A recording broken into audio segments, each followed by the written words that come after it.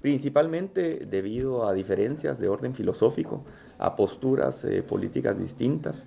Hemos buscado los consensos durante estos últimos 5 años, pero yo creo, pues a nivel personal, yo tengo principios y valores liberales clásicos y creo que ha llegado el momento de poder ser mucho más proactivo en la defensa de estos ideales y la promoción de la libertad individual y considero que puedo ser mucho mejor en esa lucha, en esa búsqueda de la libertad, declarándome independiente.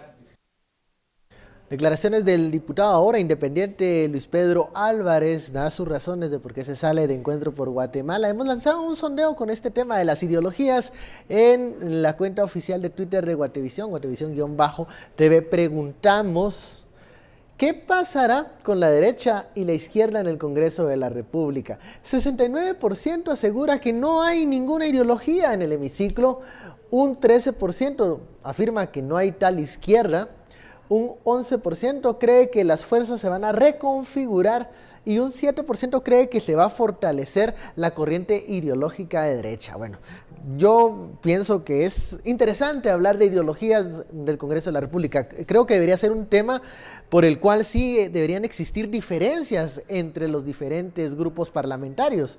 Pero yo pregunto, si era un liberal clásico, ¿cómo llegó a Encuentro por Guatemala? ¿No era eso una contradicción a su ideología de inicio? O sea, lanzo la pregunta. Retomemos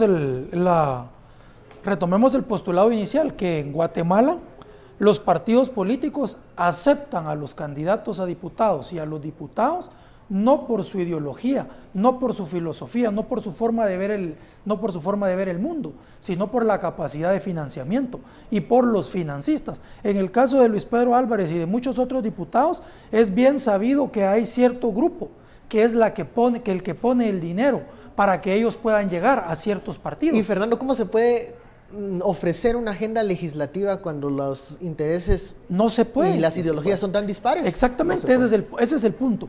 Que en Guatemala no discutimos postulados ideológicos, no discutimos cómo vemos el Estado, no discutimos qué opinamos de los impuestos, no discutimos sobre los servicios. En Guatemala lo que importa son las campañas publicitarias. El que tiene más financiamiento logra comprar una ficha en un partido político y de esa forma logra postularse. Nunca vamos a escuchar una discusión entre dos personas hablando de cuál debería de ser el papel del Estado.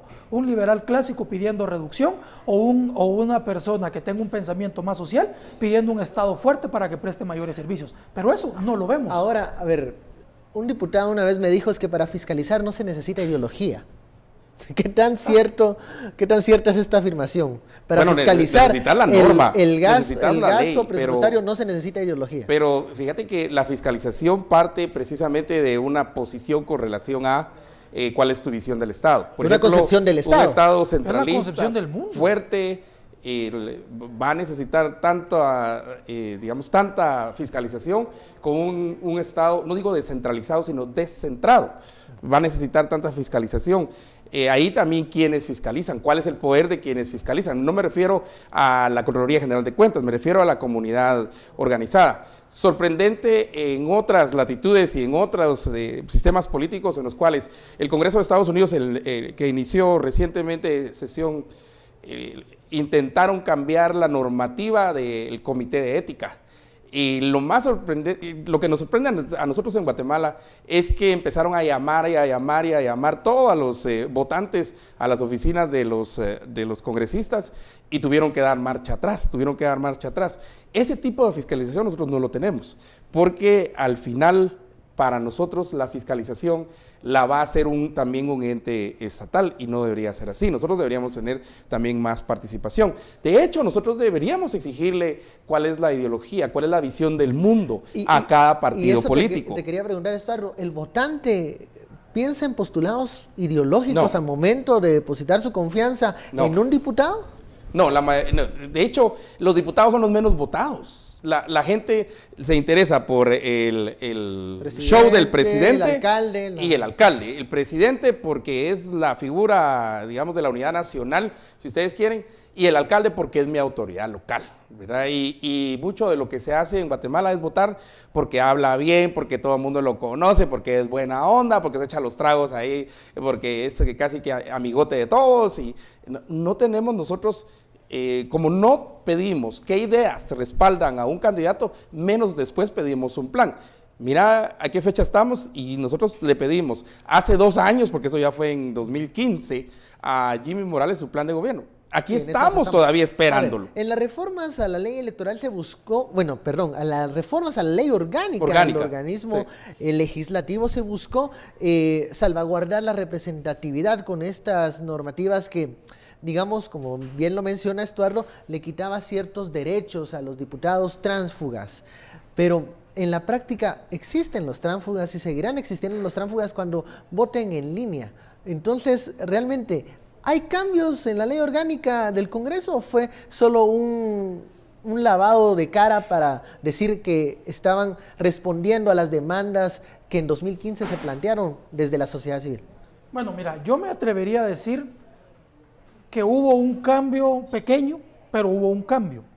¿Qué es lo que pasaba antes? Lo que antes sucedía era que un partido político, en estas elecciones, para ponernos un ejemplo, gana líder, es el que mayor cantidad de votos tiene, mayor cantidad de diputados. Desaparece el líder y los demás partidos lo que hacen es que sacan la chequera y salen a comprar diputados.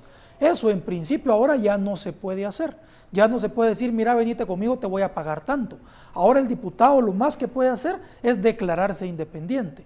Pero que se declare independiente no quiere decir que su voto no pueda seguir siendo comprado por una fuerza mayoritaria o por una fuerza que tenga los recursos para hacerlo. Ya no puede ser presidente de una comisión, ya no puede estar en junta directiva, entonces perdieron ciertas cosas, de alguna forma desincentivaron el transfugismo, pero no eliminan o no limitan esa posibilidad. Un diputado puede votar a favor de aquel que le compre el voto. ¿Estás de acuerdo con lo que dice Estuardo, que sí hay diputados de segunda categoría al momento de que no pueden acceder a la presidencia de una comisión por el hecho de abandonar su agrupación política que los llevó al Congreso? Pues, de alguna forma sí. De alguna forma sí, porque tienen limitados ciertos derechos. Pero esta limitación de derechos tiene como objetivo evitar esa compra, evitar ese movimiento masivo de diputados que siempre se ha dado. Pero ese no es, al final de cuentas, el meollo del asunto.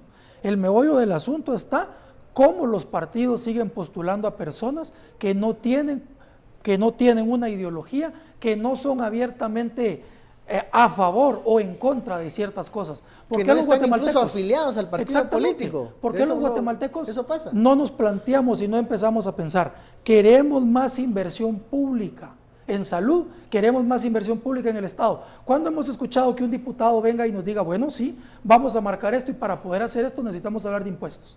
¿Por qué no lo hacen los diputados? Porque lo que están esperando siempre es estar lo más posible al centro, mojarse lo menos posible, decir, no, nadie dice yo soy abiertamente de derecha, yo soy abiertamente de izquierda. Lo que hacen es ocultar sus ideologías, estar más al centro para causar el menor daño o pérdida de votos. Y cuando lleguen al Congreso tener mayor oportunidad de tirar para un lado o para otro. Vamos a la segunda pausa de la noche. Ya lo sabe, la etiqueta es SF. Desencuentro. Volvemos.